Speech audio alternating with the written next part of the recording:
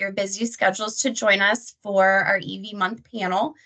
For those of you that are not super familiar with our organization, Clean Fuels Ohio is a national clean cities coalition that works to support energy and economic security through partnerships that advance affordable, efficient, and environmentally beneficial domestic transportation fuels, technologies, and mobility systems. We were established in 2002, and since then we have joined the top of nearly 100 coalitions that provide unbiased resources and information to stakeholders that give insight on transportation options that will allow organizations to achieve their goals around alternative fuels, sustainability, fuel saving strategies, and mobility solutions. I won't take up too much more of your time. I don't think I threw my name out there, but I'm Christy Ramey. I am the Executive Director here at Clean Fuels Ohio, and we just really appreciate everyone being here to join us for this panel. I will throw it over to Jacob to go ahead and get things started. Thank you, Christy, for the introduction, and thank you again, everybody, for joining us. So the main topic of our conversation today is going to be on just EV charging infrastructure deployment at the high level, really focusing on for the federal funding opportunities and the NEVI formula and deployment effort in particular. We'll, I'm sure, mention CFI a little bit later, but that is a much more recent deadline. So I think a lot of us are still kind of processing what we heard from the first round of funding, which ended, I think, a little more than a month ago. So still trying to figure out best practices on that. We've had a little more time to process NEVI. So yeah, definitely going to be focusing on that one. So just for background, the NEVI formula program, or the National Electric Vehicle Infrastructure Formula Program, was part of the bipartisan infrastructure law and is targeted at deploying electric charging infrastructure along highway corridors, especially the alternative fuel corridors as designated by the U.S. Department of Transportation, and also on the community level. It is split into two pots of funding. But so first round of funding ended, well, Ohio's first round of funding was actually the first to open and started last fall, ended in January of this year, and then second round of funding will hopefully be, well, we'll hopefully be hearing something any day now. It's expected to open fall of this year. So I'm going to introduce one of our speakers, Preeti Chowdhury, the Executive Director for DriveOhio, who has, well, I guess was responsible for a lot of that first plan for Ohio's really strong effort in applying for that funding. And, you know, I'll say was responsible for us being the first state out of the gate. So Preeti, thank you for joining us. Yeah, thank you. Good afternoon, everyone. From what I gather, we've got a lot of folks in local government on the line. So I think most of y'all are familiar with NEVI, but I will remind us of some things about the program, and feel free to throw, I think we're all probably looking at the chat, feel free to throw questions in if we're not hitting on a point that you'd like to hear about. But Jacob summarized it really well. Of course, all 50 states were awarded or provided a pot of money for electric vehicle infrastructure. There are very specific prescriptive rules around how we use these funds primarily. I should remind everyone that Ohio will receive $140 million over 5 years. So we've received 2 years at this point of funding, and that will continue to roll out over the next 3 years. I think we've received a larger share than many other states due to the size of Ohio and whatever else goes into that formula. So our approach, once we received guidance on the federal regulations, was to really hit the ground running. We wanted to be the first, or at least among the first, to go out to bid to start building these stations to get the dollars flowing in Ohio's economy and provide this infrastructure and access to the infrastructure to Ohioans. So we moved aggressively to start. We did put out our first RFP, our solicitation for turnkey EV charging in accordance with the NEVI program. As a reminder, initially we have to focus those funds on building fast charging stations every 50 miles along those designated alternative fuel corridors. So our approach to doing that was to initially focus on the interstates. Secondarily, we'll focus on major US and state routes, those designated AFCs that are US and state routes. And then beyond that, we will have a little more flexibility in terms of where we start placing stations. So round one looked again for those interstate stations. We were hoping to build close to 30 stations across the state that would hit that every 50-mile spacing criteria. Our approach to procurement was to try to make it extremely competitive, but also foster a really positive relationship with the industry that works for all parties. This is a very new endeavor for all of us. I think certainly for DOTs to have control over the electric vehicle infrastructure. It's very new. We've not done that at ODOT before. And for the industry to be responsive to federal requirements is another kind of new element to this. So we tried to engage with the industry, engage with lots of other agencies, local, state, and federal, to try to make sure we were coordinating across the board. And I think our first procurement was very successful in terms of the response that we got. We received a very good response, at least 30 teams that bid on building these stations, and over 300 sites proposed. So I'll share my screen for a second to remind everyone of the where the stations are located that we selected for round one. As another reminder, this is we're contracting with these entities that are building these turnkey EV stations. So the private sector will own, operate, and maintain these stations, but we will oversee that and ensure that these stations are compliant with the NEVI criteria. So some of those criteria include reliability metrics. They need to be up 97% of the time, functioning properly 97% of the time. There need to be certain data provided. They need to have certain amenities. And so all of that will be overseen by our group at ODOT. But the private entities will own these stations. So this is just, again, a reminder of where they were. We ended up with 27 sites selected, and we're working through contracting right now with all of the teams. We're also working on the environmental clearance. All of that should be done very, very soon, and we will look to begin construction hopefully this fall. So that's kind of a quick update on round one. And please, Jacob or anyone else, let me know if I missed anything. I think that was great. Thank you very much for the review of round one. Lost my notes, sorry. So next step is I'm going to change one of the settings on Teams, and I'm really afraid that this is just going to break the meeting. So I'm sorry if it does. Please, please bear with me for a moment.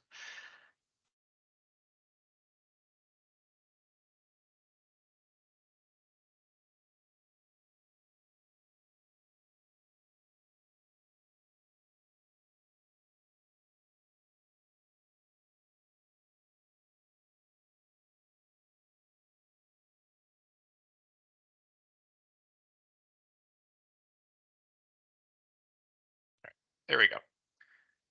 All right, so rolling into our questions for the panel. I guess we can start off with Preeti. Is there introducing yourself, is there anything that you, I guess, feel you didn't cover in regards to kind of mentioning how your role and how your work impacts EVSE planning and deployment? Um, Sure.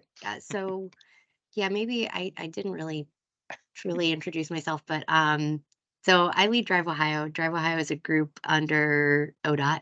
We're responsible for emerging transportation technology or smart mobility. That's very broad and includes things like automated vehicles, connected vehicles, and electric vehicles, or electric vehicle infrastructure, I should say. And we have been looking at kind of the impacts of the shift to alternative fuels for a while. We did a siting study for EV stations, in fact, in 2020. We've kind of, especially from the state perspective, thought a lot about freight electrification and the impacts of that on our transportation network at large, given that Ohio is such a hub for freight activity.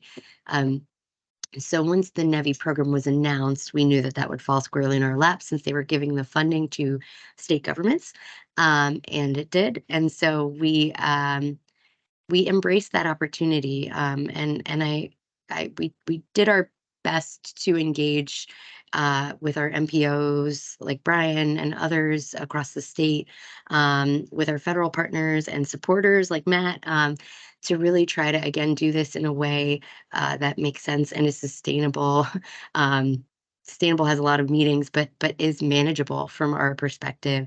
I don't have an electric vehicle team necessarily. I have a small but mighty team that is trying to figure out a way to roll this out smartly and make sure we are doing this responsibly, that everyone is engaged, and that these stations are reliable and improve accessibility, and support folks as we know the market is shifting towards electric. So that's kind of how we look at our role in this whole puzzle, because I think we all have a very unique role and a piece of this. We just happen to be responsible for this one pot of money, but there are lots of others that are coming downwind, and on the heels of that pot. So I'm really, it's very important that we all work together so that we're approaching this kind of with a united front, for our state, for our region, for the whole country, really. So now I lost sight of the question, but I think that's how I view our state role, at least. Awesome. Well, thank you for that. Next panelist is Matt Stevens-Rich from the Electrification Coalition. Currently the Director of Technical Services and, well, Ohio, and a spent a long time involved in EV deployment and development in the state of Ohio. So Matt, question goes to you. Yeah, absolutely. No, thanks again for having me on. I was joking with Jacob, and actually joke with a lot of folks here. So I'm based in Columbus, Ohio.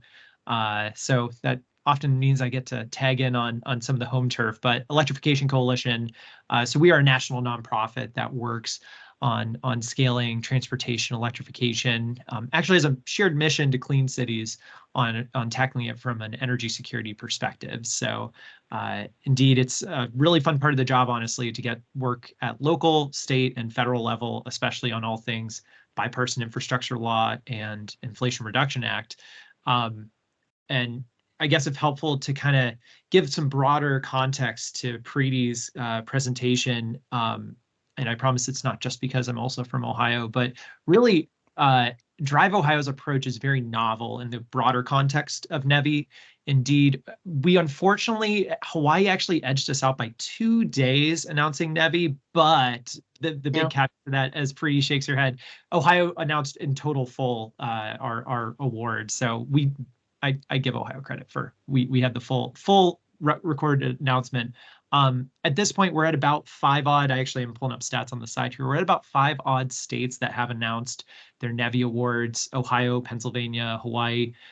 It has been interesting to the point Preeti was making. Ohio, we are very fortunate that we're receiving a lot more funds proportionally than other states, but it's also been interesting to see a lot of similarities, a little bit of differences between how those awards are going out.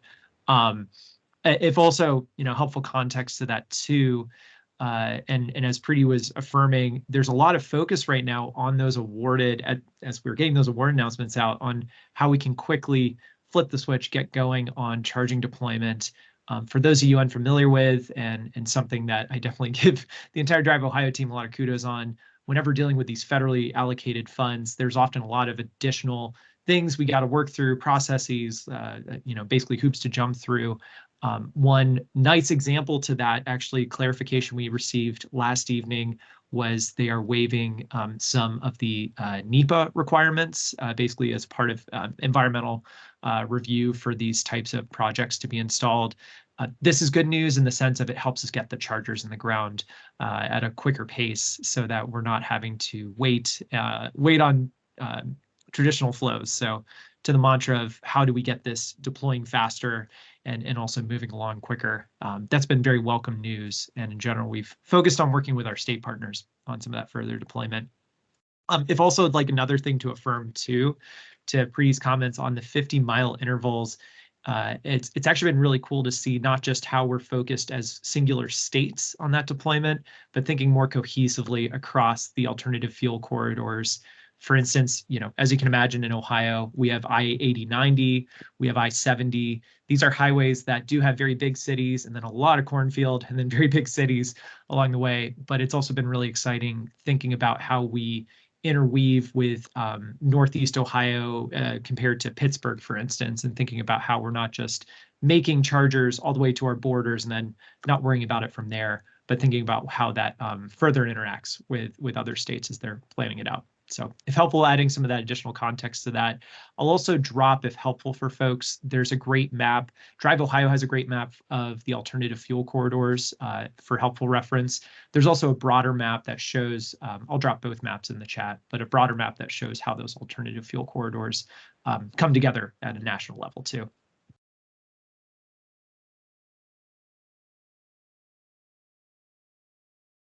Yeah, thank you for sharing those and for sharing that clarification that we got on the projects last night. That was not something I had heard yet.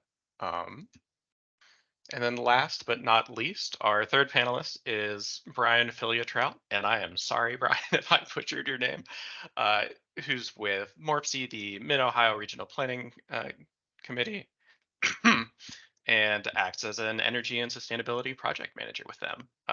So Brian, I know it's been a while since we asked the question, so I'll restate it.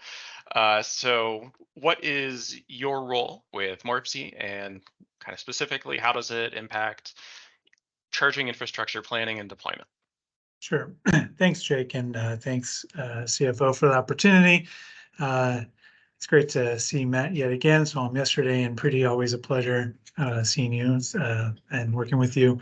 But as Jake said, I'm the Energy and Sustainability Program Manager at MORPC, which is the regional planning organization for Central Ohio. We have a 15-county service territory where we have over 80 local government and regional community leaders as members. And in my role, I bridge the sustainability and transportation teams through charging and EVs and trying to develop better plans and visions for the region. And actually, when I started about 2 years ago, we didn't really have a true point person leading on charging and EVs in general. And so when you start talking about kind of the sea change that transportation is undergoing with electrification across all sectors, it's going to drastically impact the power sector. And that's kind of where more of my, or at least initially, where my position kind of started in. But this is going to be both a challenge, but also I think even a bigger opportunity, which I think is what everyone's seeing with this flurry of funding at the federal level. And moving toward the clean energy options in every sector, or across every sector, with EVs and EV charging, it's going to be key in making a cleaner and healthier Ohio. And also, looking at workforce development, really boosting that, which I think we'll get to later.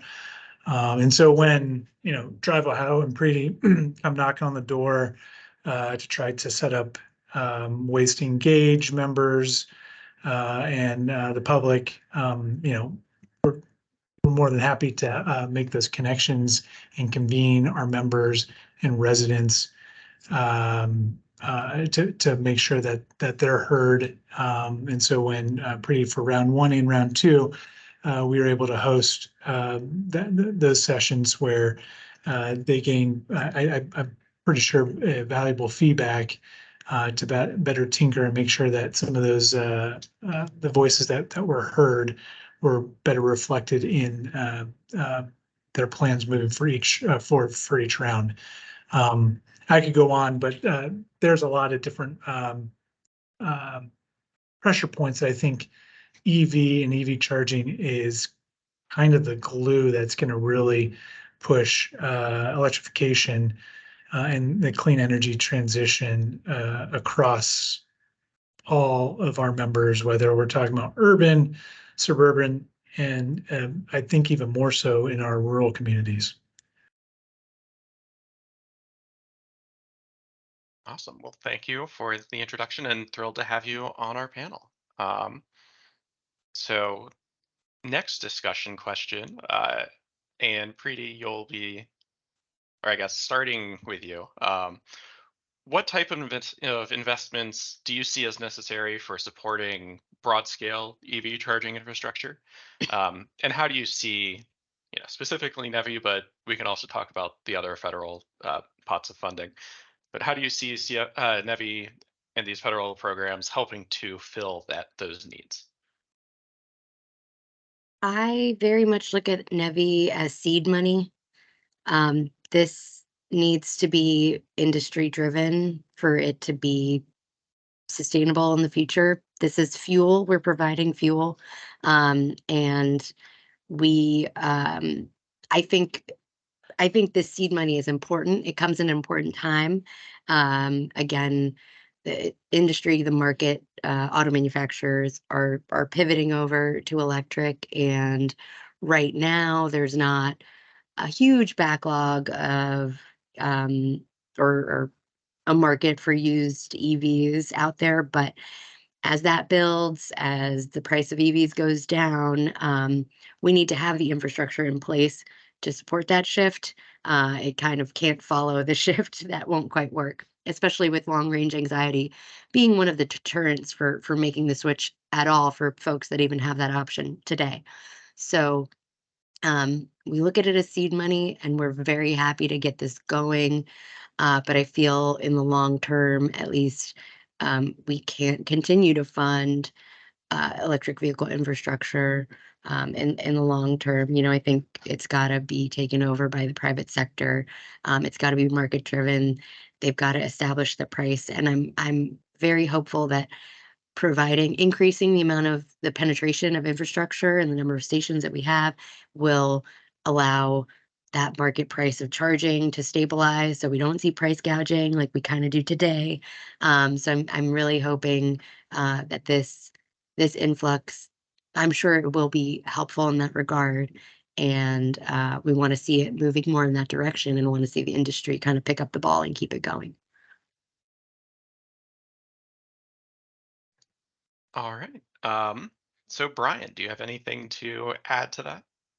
I mean, Preeti kind of hit the nail on the head there, and we're already seeing some of that investment as soon as a lot of these federal funding opportunities were announced, where we're getting some clean energy investment, whether you're talking about Illuminate USA for solar or the Honda LG plant, being huge, and you're seeing that kind of move the needle in the right direction towards what Preeti is saying, where you need the private sector to really kind of take the lead, which is why I think with these charging opportunity or federal charging funding opportunities, they really want the private sector to be the owners of these stations and do the O&M on them.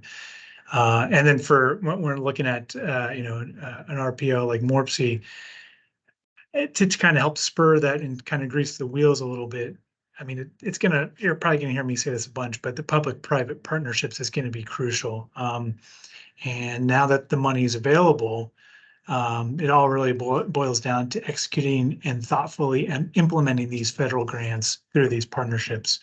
I don't know if this is the right time, but working closely with Matt and others where we were successful, well, fingers crossed, we were able to push out the door a CFI grant in which we kind of tapped into that partnership, public-private partnership, in which we put forward 15 million, asking for $15 million for that community track, which was the cap.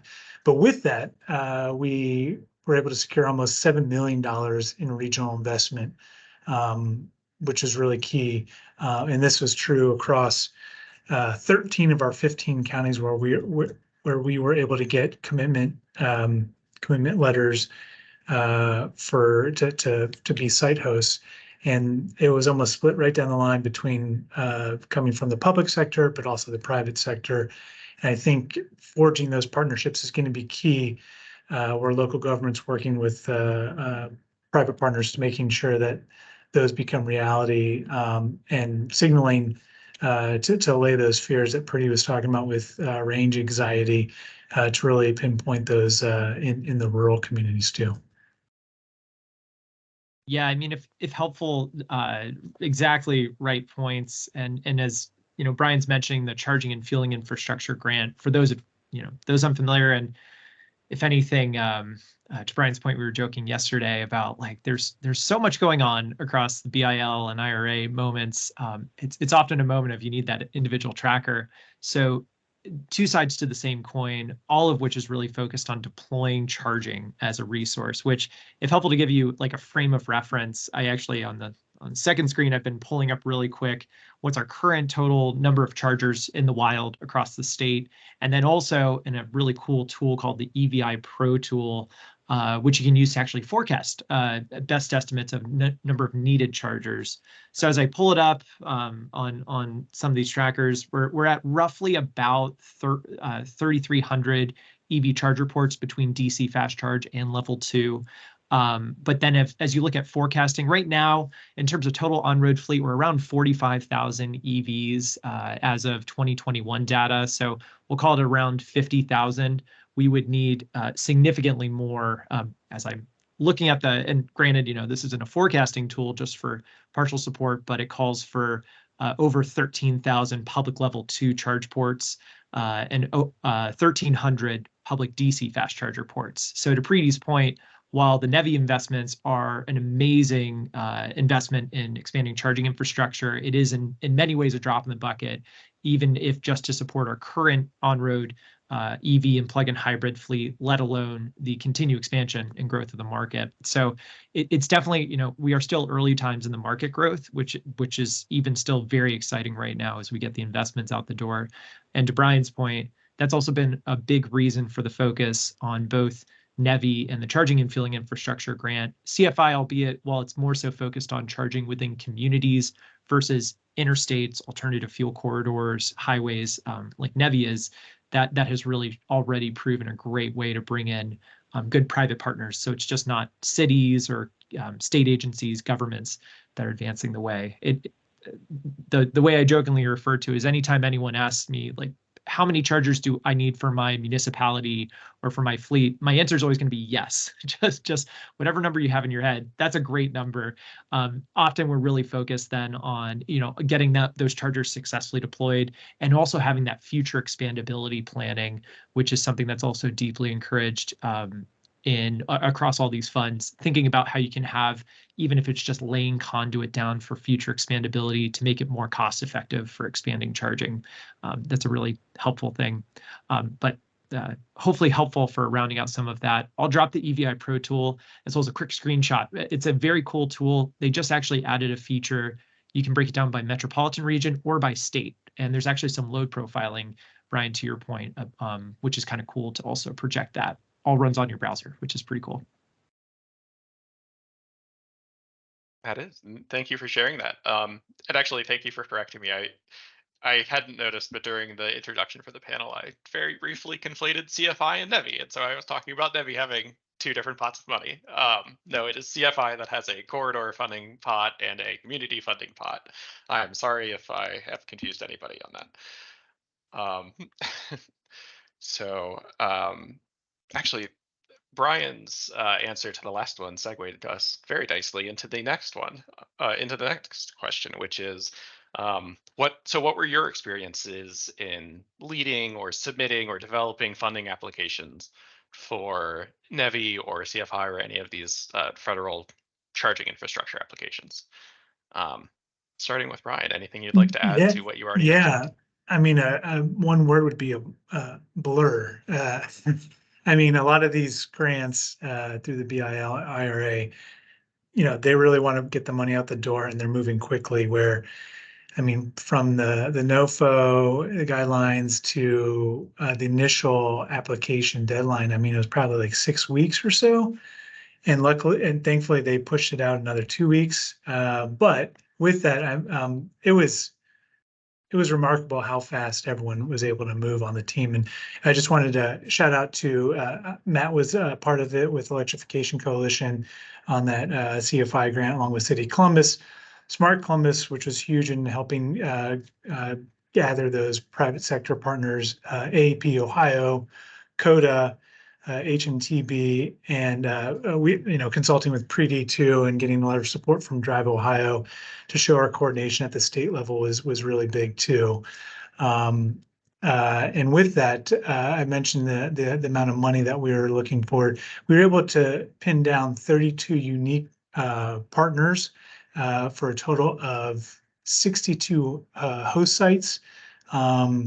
And like I said, this was out of 13 of our 15 counties where we focused on mobility hubs and pretty much split right down the middle between urban and rural underserved locations of this remaining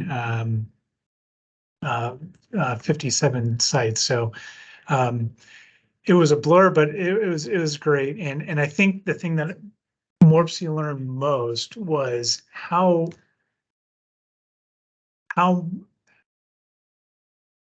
great of an opportunity rural partners and communities really view EV charging. And I think if we had more time, we would have gotten a lot more and gotten all 15 counties and a number of other multiple sites within each county. But really, these rural communities and the leaders really get it. They see these EV chargers doubling as an economic development tool. Obviously, kind of going back to easing that range anxiety, but they see it as a way that you stop in, you need to charge for about 20 minutes or so. You're going to grab food at a restaurant as well as, maybe shopping around town. And so these rural communities really get it and they want them. And I think we're going to continue to see that. And I know, and this for my job makes it easier to start then talking about other ways to bring clean energy solutions and opportunities to those communities as well as suburban and urban. So it was fast and furious, not to make a joke with the movie series, but really looking forward to continuing that type of work with all these different partners. All right, and Matt. So what were your experiences, kind of the Electrification Coalition's experiences with submitting and leading these applications?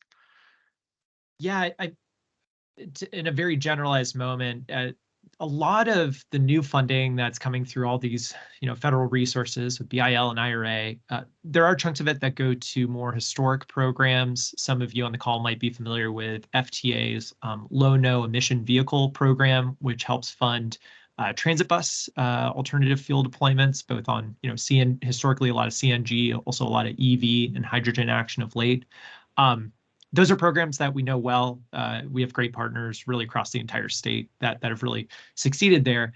But NEVI, CFI, there's even there's a new program that dropped last week called the Charger Reliability Grant.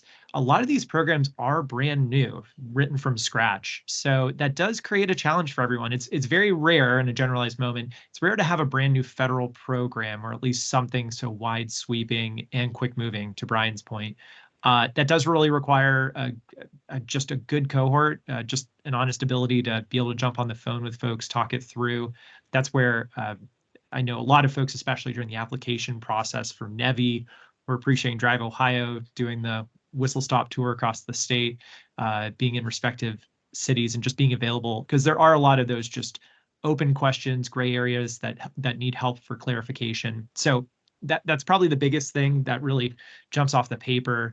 As everyone's affirming here, while we gratefully have the round one NEVI awards out, and across the entire country, we're all really excited for moving into round two. The CFI grant, knock on wood, any day would be awarded as well. These are definitely helpful snapshots, which on our side and our team, we're really focused then on digesting, really taking into account what seemed to work well, what was a good competitive angle, as Brian mentioned, like just off the cuff things that I'm really paying attention to. Rural engagement, that's a particular priority for CFI. It was really exciting and humbling at how quick, and this is true across the entire country, we saw a lot of rural and just outside the metropolitan region communities being brought into broader metropolitan applications, which was very exciting. They're really excited to be aboard as well, because they knew going it alone, they probably wouldn't be competitive, but by partnering, that was a good winning maneuver. Public-private partnerships, to the earlier point, being able to work with private partners, and that's relationship management of that's really hard to get together in the moment of the application. So it's really taking advantage of existing relationships. Like for context, for instance, a lot of the awardees for Ohio's NEVI program, Pilot Flying J, and a lot of those regional operators, they are also, the good news is this has really been a catalyst where they're also trying to work with local municipalities for going after additional funding outside of NEVI, essentially to be a continued good community partner as they expand. And then, third and final thing to that is not giving up. The proverbial hang in there cat poster, as it were. We do see historically a lot of success across a lot of federal programs. Those that do not get in, it isn't necessarily because you had a weak application. And actually right now we're just seeing massive competition across these applications. So it could be you have a great project and it is actually just a simple matter of resubmitting in the new year, or maybe tweaking a little bit of language based on the read. But we have seen that as a very valid approach to where even just resubmitting in the next round can be a really good maneuver, maybe gives you that shot to get that award. So that's the biggest thing I encourage folks to is do appreciate this as a multi-round effort. It gratefully isn't a one shot that you have here, but actually you have a chance to also get back into the fold. So always encourage folks to step back into the plate. Well, thank you for that. So we are running a little behind schedule, so I'm actually going to combine a couple of our questions. And so Preeti, I'll start with you for this one. It's what lessons have you taken from round one of funding in the projects that you've seen and the conversations you've seen around these federal funding applications? Matt and Brian have both mentioned forming partnerships and making sure that you already have these relationships when the federal funding opportunity, when that NOFO goes live. Is there anything else you've seen that really strengthen some of these projects or really help some of these get off the ground? Well, we're learning lessons all the time. Long story short, there's a lot to it. We learned a lot of lessons in the procurement phase, what we should streamline next time. I mean, I appreciate the comment from Gary in the chat about us moving quickly, and I certainly feel like we've moved as quickly as possible, but we can streamline in the next round what we look for with proposals, how much we have to review. Again, a small but mighty team. So 3 of us reading through 300 site proposals took a long time, and trying to really diligently score and track and make sure we were coming to consensus. It all just took a long time. So we're trying to make some of that more efficient now that we know and we have confirmation. And I should say, we haven't mentioned it, but the public-private partnership element of this can't be understated. Not only are we choosing to engage in public-private partnership contracts with the folks that we're signing agreements with, but also the funds for NEVI and for CFI put in 80% of the project costs, we need a 20% match, which in our case can't be provided with state government dollars. So we need the private industry to put in that 20%. So to be quite honest, when we started and did our first procurement, we weren't sure if the interest level would be there in providing the 20%, and having to meet all of these prescriptive and sort of high standards for these stations. But to my pleasure, or, just I was very happy to see that there is a lot of interest in that. So, which is great. So now we know we're going to get a lot of interest, and probably will for the foreseeable future in all of these programs. So let's streamline how we're doing this, how we're requesting information.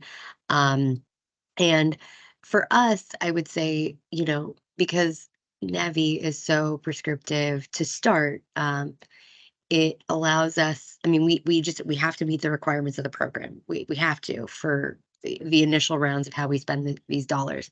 And anyone can look at a map and figure out how to put a station every 50 miles. I mean, it's not that trivial, but it kind of is. So we want to get that done as quickly as we can. And now is actually the time where we focus on rounds 3 and on, where we are a little more flexible. And it's more of like the experience that Brian probably had and others in coming to these CFI grant applications. If we're just looking at the gaps in our statewide network of EV infrastructure, where's the most need? What are our priorities? Using that tool is pretty cool, Matt. I was just playing with it. So now's the time where we start to do that. And that's, I guess I don't have a lesson learned on that. It's just something I'm learning lessons from all of you on how to effectively do that. Awesome. Well, thank you for sharing all of this. Yeah, it's definitely been a learning opportunity for all of us. And I know you have a unique angle on this entire process that, well, the rest of the panelists don't really have. So Matt, you already answered part of this question. Is there anything that you would like to add?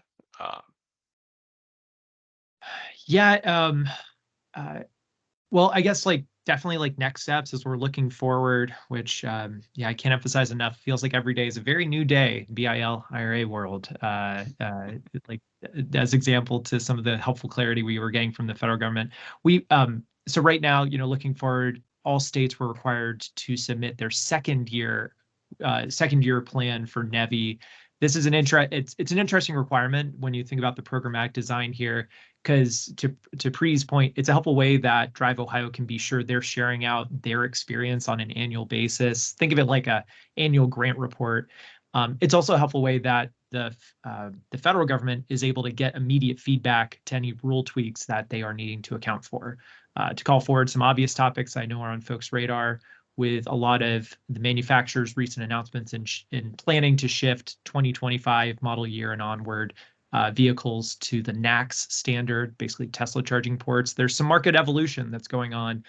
This is why we have these annual reports in place. So it is a helpful way we can get some of that feedback as well as some of that market read. So that's definitely what we're all going to be paying attention to as we check out not only DriveOhio's report, which I again, try not to show too much bias, but was a great report compared to some other states, just in really clearly laying out the approach, but also really paying attention to how other states are evolving their approach too. To Pree's point, we're not just learning from ourselves, but we're learning from other states too. Actually, to that, I'll also give a shout out as well, because again, all these decisions do build from one another. If you haven't read the Ohio NEVI plan, do encourage folks to check that out for year 1. There's also a lot of great prep work that DriveOhio did, which is a part of how Ohio was able to be first out of the gate. There was a broader EV charging study done, even a freight electrification study, a lot of good prior work over the last couple of years. Absolutely would encourage folks. I'd even go as far as to say that's mandatory reading, because that also helps give you a sense. The link I just dropped, it's community resources towards the bottom, but that also helps give you some more context to how all of these offices are trying not to just operate in a bubble, but really taken in a couple different ways of approach and study. Jake, if it's okay to just quickly piggyback off what Matt was saying and Preeti was saying, is I think a big lesson learned that, and a pleasant surprise, kind of what Pri was saying with not sure about interest. Coming from an RPO, got to engage, got to educate, got to continue to do this because, like Matt said, there's just so much federal funding opportunities that's hard to, keep things straight. So engaging, but also making sure that, all different types of communities are planning, whether that's, trying to get their ducks in a row for federal funding opportunities. Because, we're working on another big EPA grant, the Climate Pollution Reduction Grant, phase 1 planning, which is then going to tee up everything for the phase 2, which the NOFO for that $4.6 billion dropped yesterday. And those are going to start coming online or due April 1st of 24. So again, moving fast. And so that's where we're probably going to see, in most communities, that transportation is going to be the biggest greenhouse gas emissions emitter. And so having those partnerships formed already and being able to pull the trigger when it's right. But also on the other side of things is cities and local governments being forward thinking. To mention City of Columbus, I know Matt was working hard on this as well, as their EV readiness ordinance. Those are things that you can prime the private sector to know that what's coming down the pike, and being or seeing that as a signal that they need to then move forward in that direction. So there's a lot of different ways to kind of move the needle in the right direction. But I think it's, engage early, often, and being prepared at a moment's notice to be able to jump at these opportunities.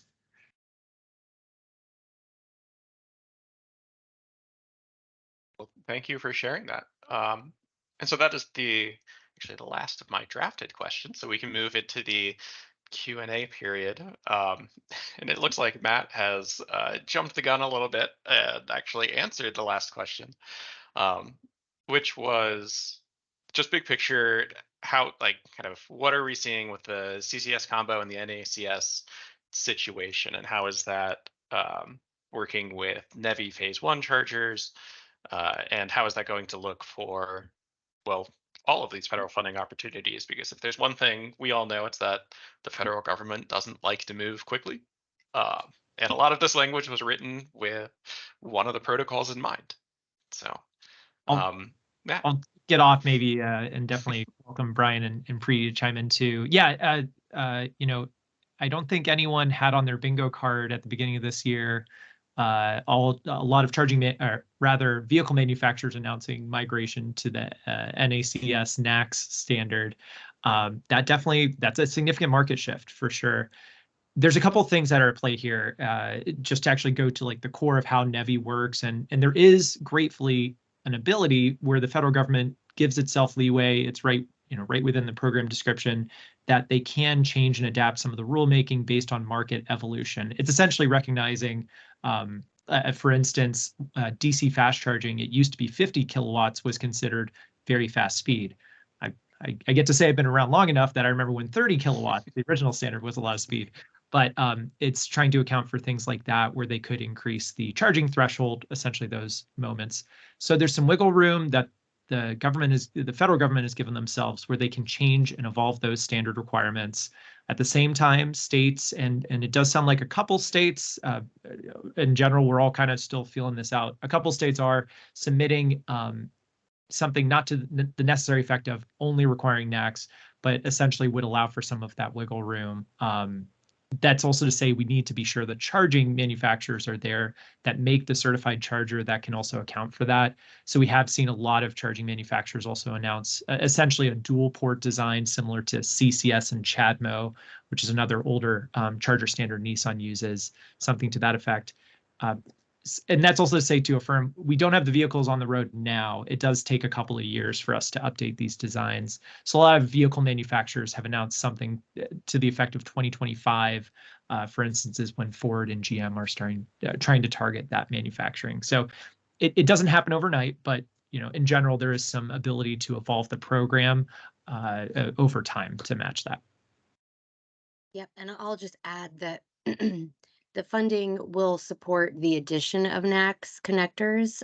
So we're not looking at requiring them for, the reasons Matt just alluded to. It's on the horizon, but the equipment is not ready, the cars are not ready, and we have a lot of vehicles out there that are equipped to plug in with CCS ports. So we need to support those.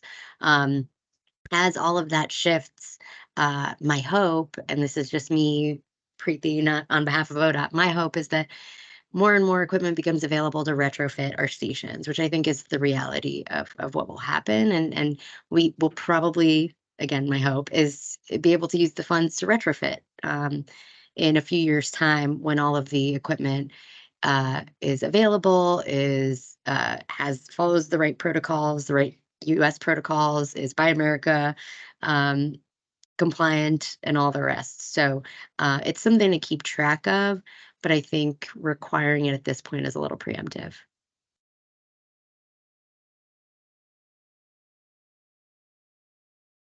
Cool. I'm glad to hear that, you're optimistic that some of the public funding can be used to go back and put in the new standard, because I know we've gotten a lot of questions from people who have existing charging infrastructure and are now worried that it's not going to be functional in 5 years as the standards change. So And really glad to hear that. To your point, Jacob, if helpful, like with this charging retrofit grant that just dropped, to be honest with you guys, a lot of chargers that were funded by Recovery Act era dollars back in 08, 09, 10, they are actually still operational. You can find a couple around your hometown, most likely. So if that actually is a little bit of a helpful context to Pree's point on retrofitting with those chargers, we're really focused on those are non-networked chargers. So it's bringing them up to the federal minimum charging standard. There's a lot of advantage to being networked. And also just being sure they're in good service repair under a 5-year operational parameter too. So yeah, I would even further qualify it. It really is about just being sure, and that's a big part of why we have that 5-year operational requirement, is being sure the chargers are continued in good operation. The 97% uptime requirement, being sure that there's a good reliability factor to that too. So definitely a couple things we're paying attention to there. Yeah, thank you for pointing that out. I hadn't connected those concepts quite yet. So I don't see any other questions in chat. So I'll drop in one of my own, or wait, Matt just got one. So Matt from Francis Energy says, a lot of our collective energy has been placed on siting and building the infrastructure through these early stages of the federal programs, but we don't want to lose sight of the JA in IIJA. So what else can the private sector be doing to help support workforce development in local communities with these programs? Are there any best practices from the education community that we should be supporting or following? I can start us off. I think that the one thing that we try to do with our CFI grant was to kind of develop those relationships and partnerships with vocational schools, technical centers, in and around and the various unions to start to see how all that can come together to really support workforce development. And that is a key part, along with President Biden's Justice 40 initiative, to make sure that to be successful with these grant applications, you need to really address whatever the main focus is, but how that's going to serve Justice 40 communities, disadvantaged communities, as well as developing workforce. And I think, really starting to see that everyone's trying to figure this out, because it is new. I mean, we're talking about clean energy transition, so it is a transition. But starting to field those questions, make those connections that maybe at first didn't seem like there was a clear connect, and then realizing that we're all kind of rowing in the same direction. So let's partner up and start to have these conversations. And so I think with an RPO and MPOs, we need to make sure that we're facilitating those conversations and connecting those dots. Yeah, to give some good local examples of actually work that's already been afoot well ahead of BIL IRA and just well-timed. So here in Columbus, we have the Electrical Trade Center, where a lot of our electricians go for training. They've had EV charging and solar installation and repair as core module education component to that for years, which is a part of, they have a very historic charger network installation there, because the students are always taking them apart and putting them back together. Columbus State also has a great example of an EV technician training program, which is certified by a couple manufacturers on the vehicle technician side of the shop too. There's a mention of EVITP, which those of you not familiar, this is a certification that exists for electric vehicle infrastructure training program. Basically, it's an additional certification electricians can receive for just being sure they know best practice on servicing and maintaining charging stations. There's a great lookup on the website. It's a very popular program. There's a lot of good uptake by a lot of electricians, and it breaks it down by state. So actually you can pull it up and find, gratefully, we're already well covered, and which is great. It means our electricians know, they do recognize the opportunity here. I'd even take a liberty to connect this to the Intel plant manufacturing, which is a part of the CHIPS Act. But that's also a part of that workforce development priority, just really being sure we have the tradespeople, the skill sets to build these things, maintain these things. I say things in a very general sense, but no, it's actually been really exciting getting to work with a lot of our friends on the electrician side, as well as just general contractors and others that help with the installation.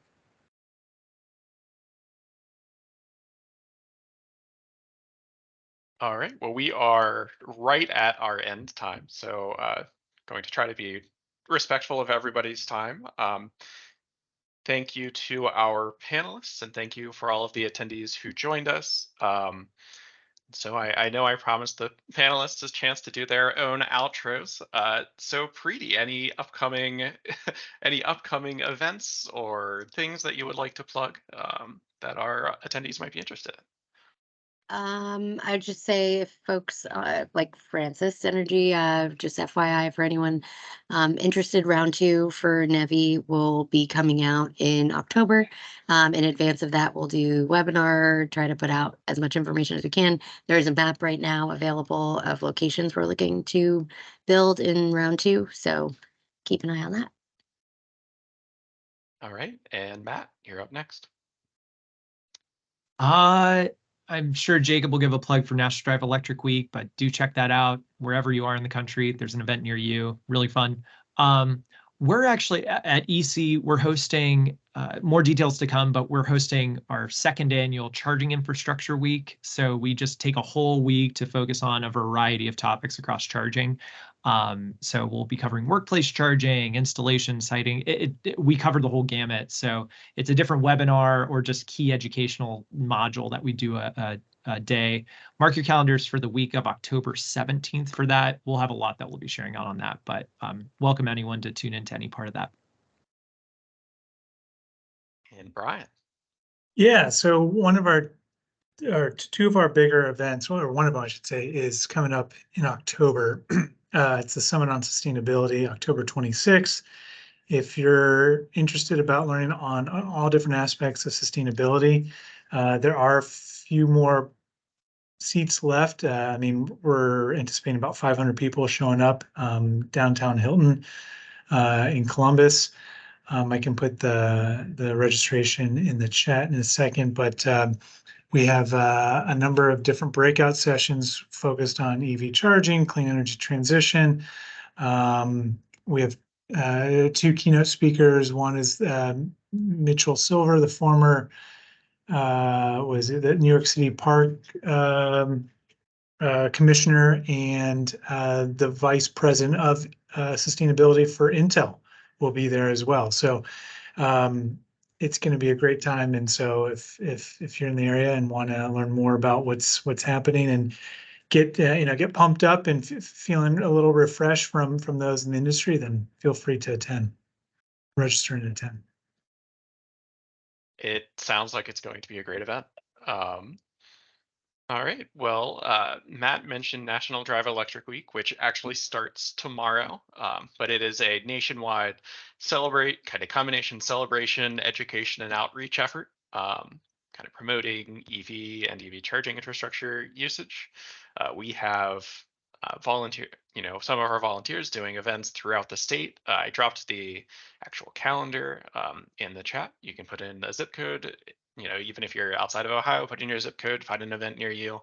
Would highly recommend going. They are really, really fun events, and our volunteer chapters are fantastic, and really put their heart and soul into the events. So they should be good times. And then I think last, just want to say this entire panel has been recorded and will be available on our YouTube page, hopefully soon. Crossing my fingers, end of the day tomorrow. But if you missed any of it or would like to rewatch it, it will be available there. So thank you again to our panelists, and thank you to all of our attendees.